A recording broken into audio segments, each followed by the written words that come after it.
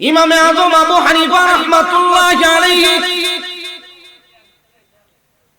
নামাজের ইমামতি করার জন্য যখন সামনে চলে গেলেন, আল্লাহু আকবার বলে যখন নামাজে দাঁড়াইলেন, সূরা ফাতিহা শেষ, সূরা ইয়াসিন থেকে তেলাওয়াত শুরু হয়ে গেল। যে ইমামে আযম আবু হানিফা নামাজের মধ্যে সূরা ইয়াসিন তেলাওয়াত করতে আরম্ভ করছেন, তেলাওয়াত করতে করতে সূরা ইয়াসিনের মধ্যবর্তী একটা আয়াত, এই আয়াতটা উনি কয়েকবার তেলাওয়াত করার পরে উনি আর দাঁড়ায় থাকতে পারলেন না, উনি অজ্ঞান হয়ে জমিনের মধ্যে পড়ে গেলেন। ওয়ামতাজুল ইয়াওমা আইয়ুহাল মুজরিমুন,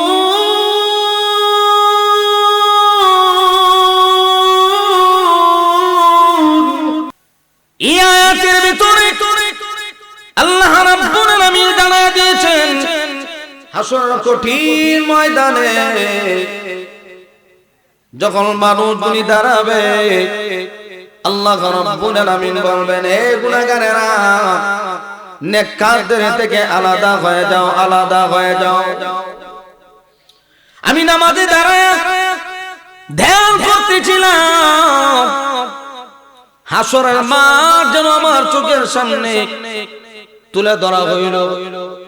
আমি নামাজে দাঁড়ায়া অবস্থা এমন হইল, আমি চিন্তায় অজ্ঞান হয়ে গেলাম। হাসরের কঠিন ময়দানে আমিও যদি গুনাহগারের অন্তর্ভুক্ত হয়ে যাই, তাহলে আমার আল্লাহ আমাকে জাহান্নামের আগুনে দিয়ে দিবেন। এই ভয়ে আমি আর দাঁড়ায় থাকতে পারি নাই। ইমাম আযম আবু হানিফা রাহমাতুল্লাহি আলাইহি এত উঁচা মাপের একজন আলেম হওয়ার পরে, এত উঁচা মাপের একজন ওলি, এই আল্লাহর ওলি নামাজে দাঁড়াইলে আসরের ময়দানের অবস্থা সরল হয়, আর আমরা নামাজে দাঁড়াইলে শুধু দুনিয়া সরল হয়। কমপক্ষে কিছুক্ষণের জন্য পবিত্র একটা জায়গার মধ্যে আসার মতো সুযোগ করে দিয়েছেন। জিকিরের মজলিস, এটা এমন এক দামি মজলিস, নবীজি বলেন যেখানে বসলে পড়ে জীবনের গুনাহ মাফ হয়ে যায়। তো আমরা এমন একটা দামি মজলিসের মধ্যে বসা, আল্লাহ আমাদেরকে মহব্বত এখানে নিয়ে আসেন।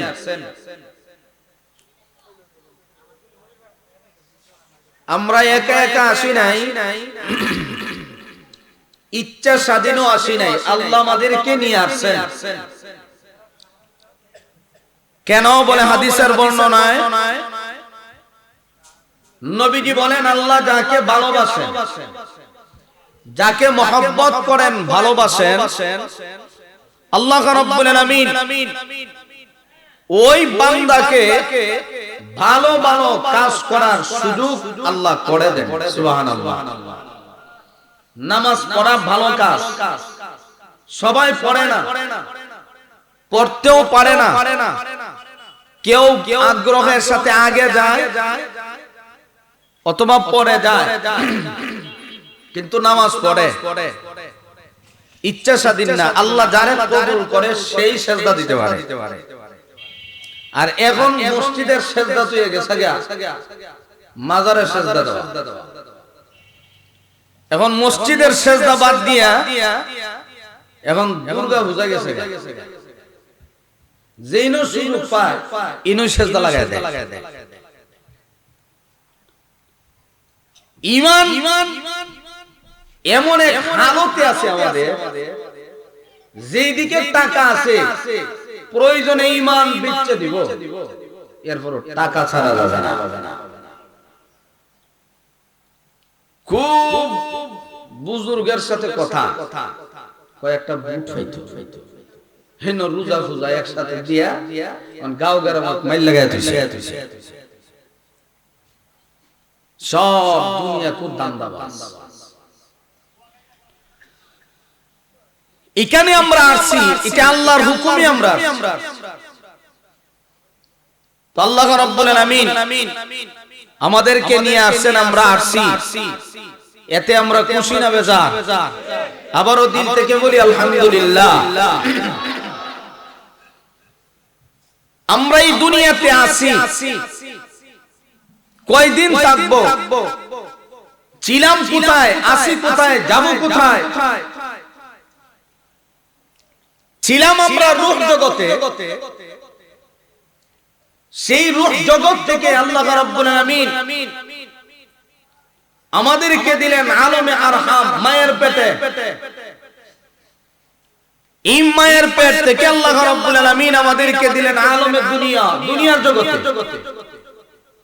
আছি আমরা দুনিয়ার জগতে, এটা 3 নাম্বার জগৎ, পারি দিছি 2টা, এখন 3য় নাম্বার, সামনে আরো 2 জগৎ আছে। আলমে বারজাখ, কবরের জগৎ, দুনিয়ার চাকচিক্যময় জিন্দেগি শেষ, যত কিছুর প্রয়োজন হাসিল করার করলাম, চোখ বন্ধ হয়ে গেছে, সব শেষ। এরপরে আলমে আখিরাত, আখিরাতের জগৎ, হাসরের মাঠ, সেই দিন দেখা হবে কে জান্নাতে আর কে জাহান্নামে, ফয়সালা হবে সেই দিন। এই জন্য স্মরণ রাখতে হবে ছিলাম কোথায়, আছি কোথায়, যাব কোথায়। এই 3টা জিনিস যদি কেউ তার জীবনটাকে এইভাবে পরিচালনা করে, ছিলাম কোথায়, আছি কোথায়, যাব কোথায়, তাহলে তার জীবন ধন্য হয়ে যাবে। এই কথাটাই আল্লাহ রাব্বুল আলামিন আমার তেলাওয়াতকৃত আয়াতে কারিমার ভিতরে জানায়া দিবেন, ইয়া আইয়ুহাল্লাযীনা আমানুত্তাকুল্লাহ, ও ঈমানদার বান্দা বান্দিরা, আমি আল্লাহরে ভয় করো। ওয়াল তানজুর নাফসুম মা কদ্দামাত লিগাদ, আগামী কালের জন্য কি তুমি সঞ্চয় করছো, একটাবার চিন্তা করো। এখানে আমরা বসা, বাড়িতে যাবই, গ্যারান্টি আমাদের নাই, 1 সেকেন্ডের ভরসা নাই। এই জন্য আল্লাহ বলেন আগামী কালের জন্য কি তুমি সঞ্চয় করছো। দুনিয়াতে দিছি আমি আল্লাহ, এই দুনিয়া থেকে টাকা অবস্থায় কি তুমি অর্জন করলা।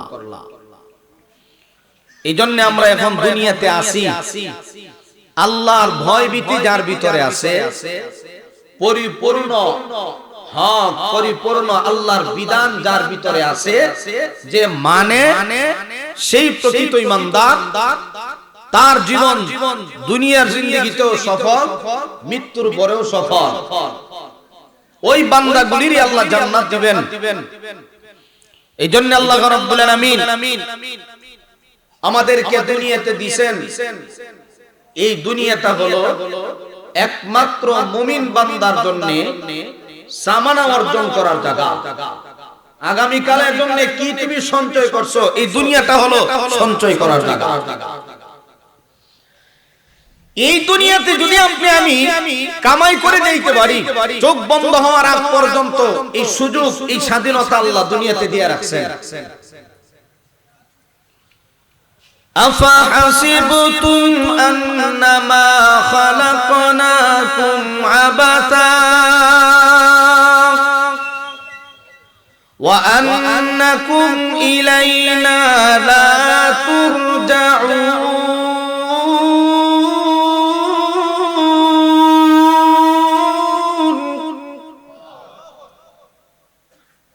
দুনিয়াতে তোমাদেরকে দিলাম, কেন দিছি? শুধু মন চাহিদা, দুনিয়া অর্জন করার লোভে শুধু দুনিয়াতে দৌড়াও। দুনিয়া কামানোর জন্য দুনিয়াতে দেই নাই, আখিরাত কামাও। দুনিয়াতে থাকা অবস্থায় আখিরাতের কথা চিন্তা করো। আল্লাহ বলেন ধারণা করিও না দুনিয়াটা তোমাকে দুনিয়াতে এমনি দিছি, মন চাই জিন্দেগি চলবা, খাইলাম, ঘুমাইলাম, জীবন শেষ, মারা গেলাম, কবরের ভিতরে ঢুকলাম, সব শেষ। এই জন্য না, তোমাকে আমি আল্লাহ দুনিয়াতে দিছি একমাত্র আমি আল্লাহ ইবাদত করবা, আমি আল্লাহরে ডাকবা, আমি আল্লাহর গোলামি করব। মা খালাকুতুল জিন্না ওয়াল ইনসা ইল্লা লিয়াবুদুন।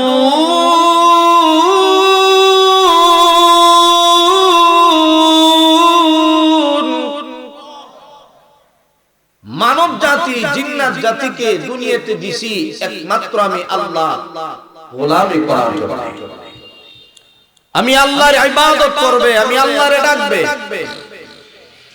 আর যারা দুনিয়াতে আল্লাহকে ডাকে, আল্লাহর ইবাদত করে, সব সময় আল্লাহর কথা স্মরণ করে, ওই বান্দাগুলি দুনিয়ার জিন্দেগিতে তাদের কোনো টেনশন নাই, কোনো পেরেশানি নাই। আল্লাহ তাদেরকে ইজ্জত, সম্মান, টাকা পয়সা, ধন দৌলত যা কিছু আছে অটোমেটিক আল্লাহ বরকত বাড়ায় দেয়, কোনো কিছুর অভাব হয় না। এই জন্য আল্লাহর ভয় ভীতি, আল্লাহর প্রেম ভালোবাসা অন্তরে ঢুকায়, সব অর্জন হয়ে যাবে। আল্লাহ রাব্বুল আলামিন বলেন, স্মরণ করো, আমি আল্লাহরে বেশি বেশি ডাকো, ডাকলে পরে আমি আল্লাহ তোমার প্রতি খুশি হয়ে যাব। উদউনি আস্তাজিব লাকুম, আমি আল্লাহরে ডাক দাও, আমি আল্লাহ তোমার ডাকে সাড়া দেব। এটা আল্লাহর ওয়াদা। এখন কেউ আল্লাহরে ডাকে, কেউ দুনিয়া ডাকে, কেউ আল্লাহকে ডাক দেয়, কেউ দুনিয়ারে ডাকে, কিন্তু দুনিয়া তো ধরার জায়গা না, দুনিয়া ধরা সম্ভব না, ধরতে পারবে না। ফাযকুরুনি আযকুরকুম ওয়াশকুরুলি ওয়ালা তাকফুরুন।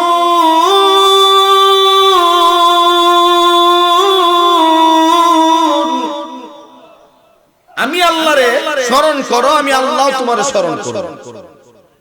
সব কাজে স্মরণ করো।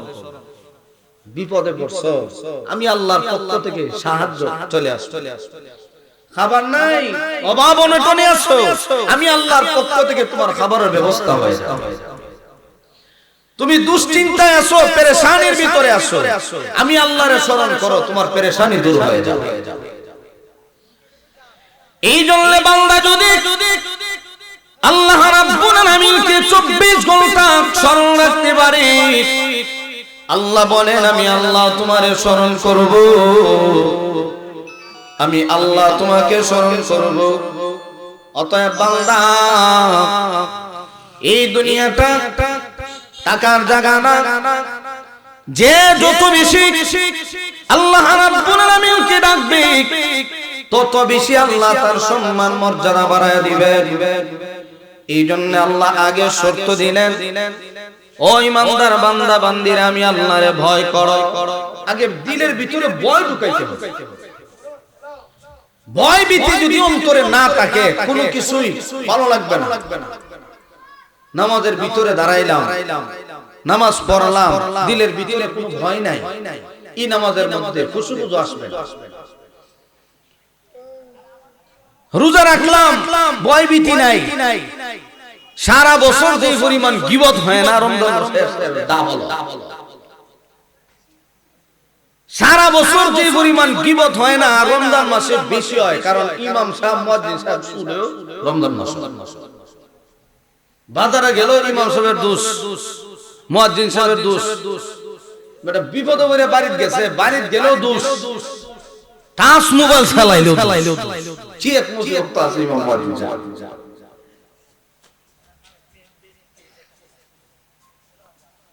এই জন্য আগের দিনের ভিতরে আল্লাহর ভয় ঢুকাইতে হবে।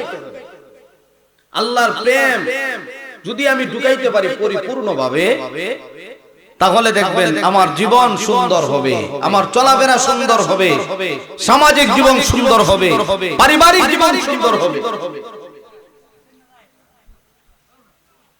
নামাজে দাঁড়াইলো আল্লাহর ভয় অন্তরে থাকলে এই নামাজটা আল্লাহর কাছে কবুল হবে। আমাদের মাযহাবের ইমাম ইমামে আযম আবু হানিফা রাহমাতুল্লাহি আলাইহি কত বড় আল্লাহওয়ালা, কত বড় বুজুর্গ, ইমামে আযম আবু হানিফা রাহমাতুল্লাহি আলাইহি নামাজ পড়ার জন্য মসজিদে হাজির হয়ে গেলেন। মহল্লার ইমাম সাহেব বলে, হুজুর আপনি নামাজটা পড়ান। ইমামে আযম আবু হানিফা বলেন, বাবা তুমি নামাজ পড়াও। কোন ক্রমে ইমাম সাহেব নামাজের সামনে যায় না। মুসল্লিরা আবদার করে, হুজুর আপনি নামাজটা পড়ান। বড় বুজুর্গের পিছনে সবাই নামাজ পড়বে, এই তামান্না নিয়ে সবাই যখন লাইনে দাঁড়াইলো, হুজুর আপনি নামাজটা পড়ান। ইমামে আযম আবু হানিফা রাহমাতুল্লাহি আলাইহি নামাজের ইমামতি করার জন্য যখন সামনে চলে গেলেন, আল্লাহু আকবার বলে যখন নামাজে দাঁড়াইলেন, সূরা ফাতিহা শেষ, সূরা ইয়াসিন থেকে তেলাওয়াত শুরু হয়ে গেল। যে ইমামে আযম আবু হানিফা নামাজের মধ্যে সূরা ইয়াসিন তেলাওয়াত করতে আরম্ভ করছেন, তেলাওয়াত করতে করতে সূরা ইয়াসিনের মধ্যবর্তী একটা আয়াত, এই আয়াতটা উনি কয়েকবার তেলাওয়াত করার পরে উনি আর দাঁড়ায় থাকতে পারলেন না, উনি অজ্ঞান হয়ে জমিনের মধ্যে পড়ে গেলেন। ওয়ামতাজুল ইয়াওমা আইয়ুহাল মুজরিমুন,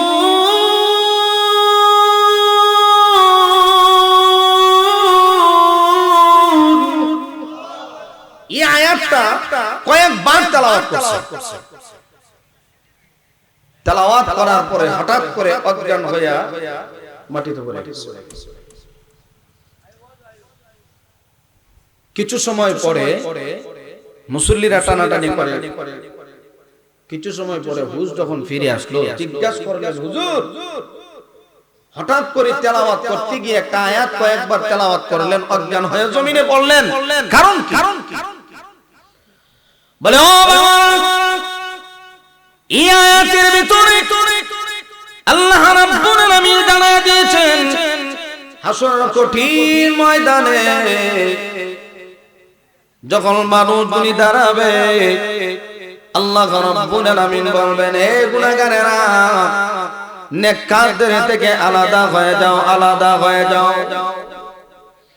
আমি নামাজে দাঁড়ায় ধ্যান করতেছিলাম, হাসরের মাঠ যেন আমার চোখের সামনে তুলে ধরা হইল। আমি নামাজে দাঁড়ায়া অবস্থা এমন হইল, আমি চিন্তায় অজ্ঞান হয়ে গেলাম।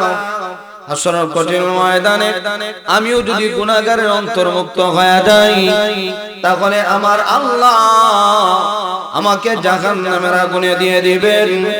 এই ভয়ে আমি আর দাঁড়ায় থাকতে পারি নাই। ইমামে আযম আবু হানিফা রাহমাতুল্লাহি আলাইহি এত উঁচা মাপের একজন আলেম হওয়ার পরে, এত উঁচা মাপের একজন ওলি, এই আল্লাহর ওলি নামাজে দাঁড়াইলে আসরের ময়দানের অবস্থা সরল হয়, আর আমরা নামাজে দাঁড়াইলে শুধু দুনিয়া সরল হয়। ব্যবসায় কার কতটুকু লস হইছে নামাজে সরল, অথচ আল্লাহর ভয় এতটুকু বেশি, নামাজে গেছে দাঁড়ানোর পরে আল্লাহর সামনে দাঁড়াবো, আল্লাহর সামনে দাঁড়াবো। কি পরিমাণ অন্তরে আল্লাহর ভয় ভীতি ছিল, নামাজে দাঁড়ায়াও আল্লাহরে ভয় করে। হাসরের অবস্থা স্মরণ হয়। হযরত আলী রাদিয়াল্লাহু আনহু আযান যখন হয়ে যেত, ওনার শরীরের মধ্যে যেন একটা কম্পন শুরু হইতো। একদিন অবস্থা এমন হইল, আযান হওয়ার পরে হযরত আলী প্রস্তুতি গ্রহণ করতেছে, শরীরের মধ্যে যেন কম্পন শুরু হইল। খাদেম জিজ্ঞাসা করে, হুজুর আপনার শরীরে কি অসুস্থ? বলে না। তাহলে অবস্থা এমন কেন? বলে, জি আল্লাহ আসমান বানাইলেন, জমিন বানাইলেন, যার রিজিক আমি খাই, তার সামনে গিয়ে আমি দাঁড়াবো, আল্লাহর সামনে গিয়ে দাঁড়াবো। কেমনে দাঁড়াবো, কিভাবে দাঁড়াবো চিন্তা করতেছি। কিভাবে দাঁড়াইলে আল্লাহ খুশি হবে, যদি আমি ব্যতিক্রম ভাবে দাঁড়াই, তাহলে আল্লাহ যদি আমার প্রতি নারাজ হয়ে যায়, এই ভয় হযরত আলী রাদিয়াল্লাহু আনহুর ভিতরে এত বেশি ধাক্কা লাগছে যে ওনার শরীরের মধ্যে কম্পন শুরু হয়ে গেছে। তাদের ভিতরে কেমন ভয়ভীতি ছিল যে দুনিয়াতে থাকবো না, চলে যাব। তবে দিলের ভিতরে ভয় যদি থাকে, ইবাদত করি, ঘুমায়, নামাজ পড়ি, যে কোনো কাজই করি, আল্লাহর ভয় যদি থাকে, ওই বান্দাটার কাজ সুন্দর হবে, দুনিয়াতেও সুন্দর হবে, আল্লাহ পরকালেও তার জীবনটাকে উজ্জ্বল বানায় দিবেন। সুবহানাল্লাহ। এই জন্য আল্লাহ রাব্বুল আলামিন বলে, আগামী কালের জন্য কি তুমি অর্জন করেছো বান্দা, চিন্তা করো। অতএব আমাদের ভিতরে একটু চিন্তা ঢুকানো দরকার।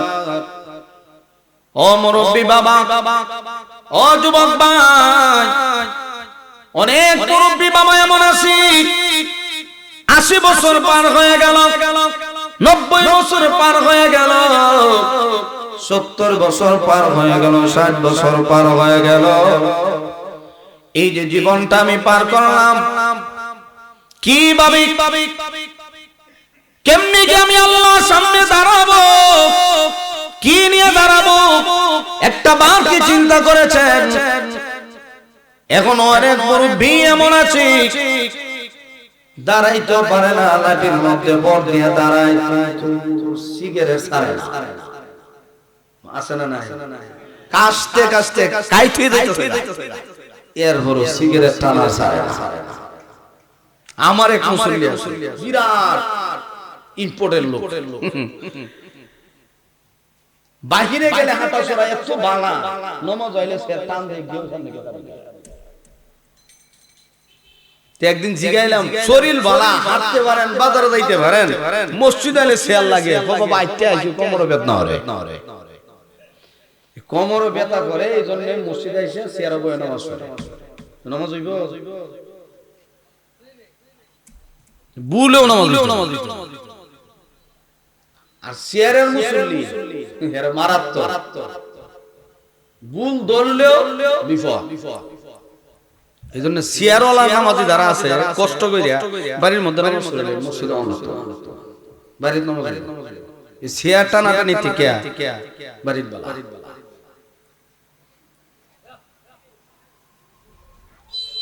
এত বয়স পার হয়ে গেল, একটা বার ব্রেনের ভিতরে চিন্তা ঢুকে না, আমি এই মুহূর্তে যদি মারা যায়, কি নিয়ে আল্লাহর আদালতে দাঁড়াবো, জবাবটা দিব কি?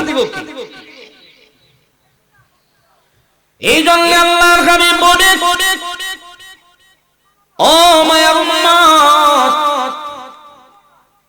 আদ-দুনিয়া মাজরাতুল আখিরাহ, এই দুনিয়াটা হলো শুধুমাত্র আমলের জায়গা। আমল করো, পরকালে বদলা পাইবা।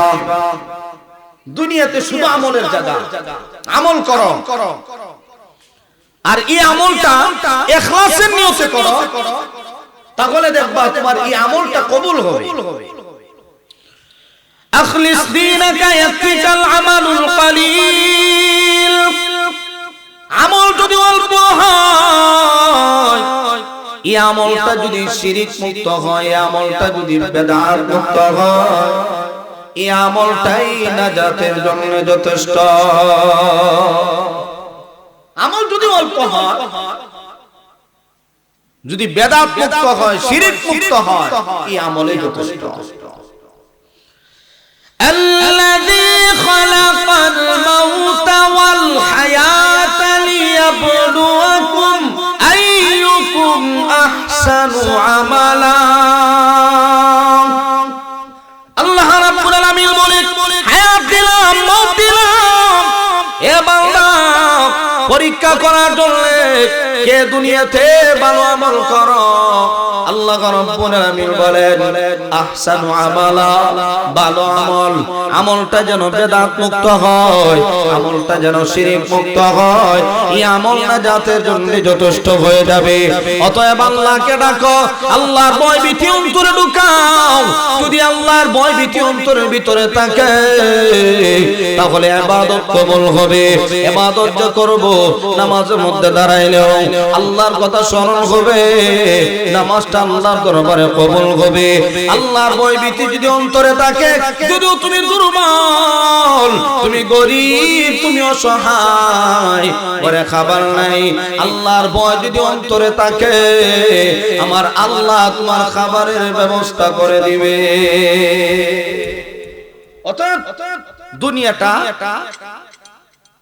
একমাত্র আমাদের জন্য আমলের জায়গা। একটু মোহাব্বত করে একটু সামনের দিকে আগাইতে, কষ্ট করে একটু সামনে আগে, পিছনে অনেক দাঁড়ায়। লা ইলাহা ইল্লাল্লাহ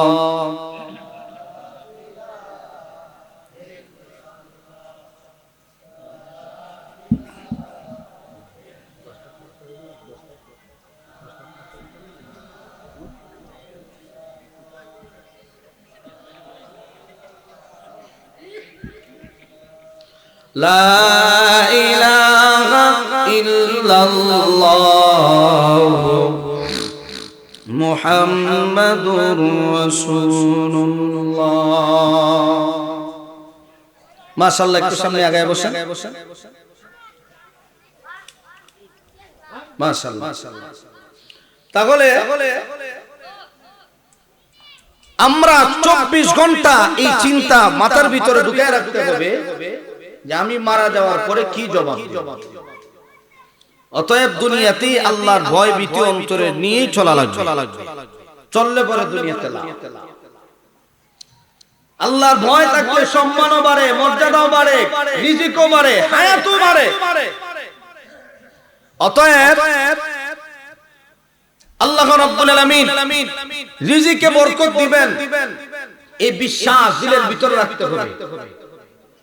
আল্লাহ যে রিজিক দিবেন এটা দিলের ভিতরে বিশ্বাস রাখতে হবে। সবকিছু আল্লাহর পক্ষ থেকে হয়। আজকে অভাবে পড়ছেন, এটা আল্লাহ দিয়েছেন পরীক্ষা। এটা এক ধরনের পরীক্ষা, পরীক্ষা আসবে। সত্যিকার মুমিন যারা, আল্লাহ বলেন তোমাদেরকে পরীক্ষা করবই, এটা আমি আল্লাহর ওয়াদা। অতএব আল্লাহ রাব্বুল আলামিন তাকওয়াওয়ালা বান্দাকে আল্লাহ রাব্বুল আলামিন দুনিয়াতেও ইজ্জত দেন, পরকালেও ইজ্জত দেন। একজন আল্লাহওয়ালা বুজুর্গের কথা আপনাদেরকে শোনাই। এত বিশ্বাস আল্লাহর প্রতি ছিল, আল্লাহর ভয় ভীতি এতটুক ছিল যে উনি বিশ্বাস করতেন সবকিছু আল্লাহ দেয়। অতএব দুনিয়ার কারো প্রতি মুখাপেক্ষী হওয়ার দরকার নাই, আল্লাহ দিবেন, আল্লাহ সাহায্য করবেন। সুবহানাল্লাহ জোরে কাও।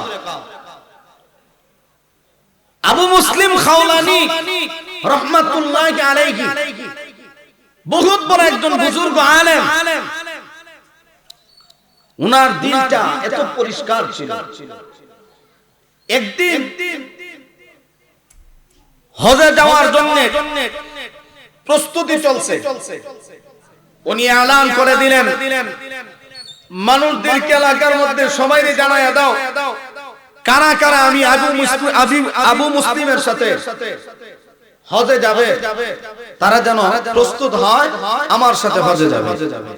আবু মুসলিম খাওলানি রাহমাতুল্লাহি আলাইহি যখন জানায় দিলেন এলান করে দাও, এলান করে দেওয়ার পরে হাজার হাজার মানুষের সমাগম, হুজুরের সাথে যাবে হজে। সবাই যখন হাজির,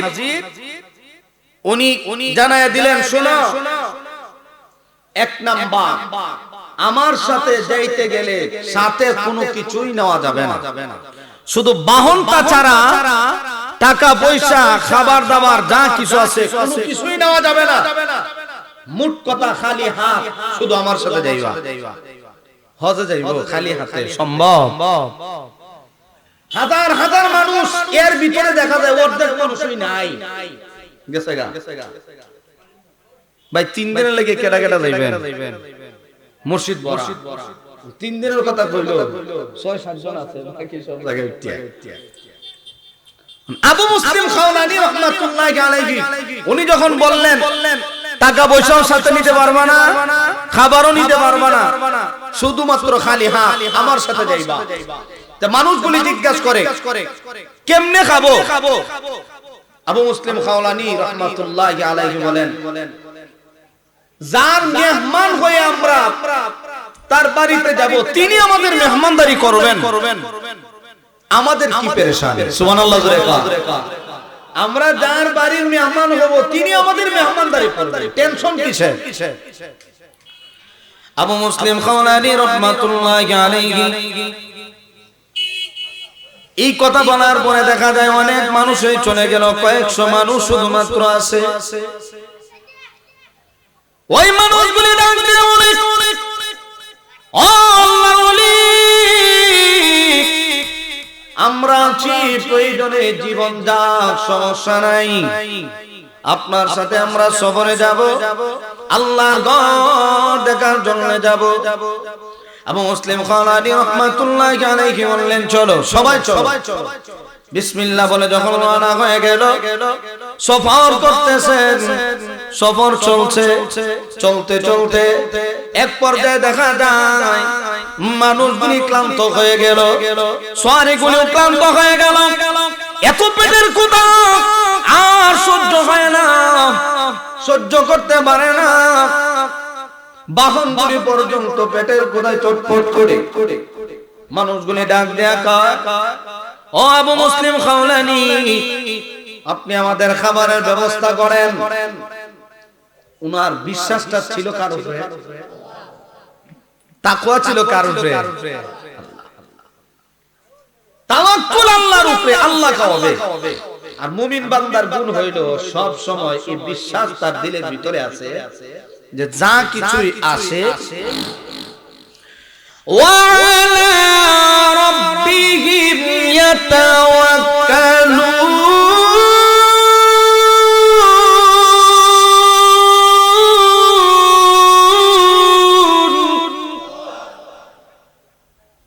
বিশ্বাস আল্লাহর পক্ষ থেকে রিজিক আসবে এইদিকে একটু সামনে একটু কষ্ট করে সামনে আবু মুসলিম খাওলানি রাহমাতুল্লাহি আলাইহি কে লোকেরা বলতেছে খাবার কই পেটের ক্ষুধা আর সহ্য হয় না নিজেও যাইতে পারি না বাহনও যাইতে পারে না খাবার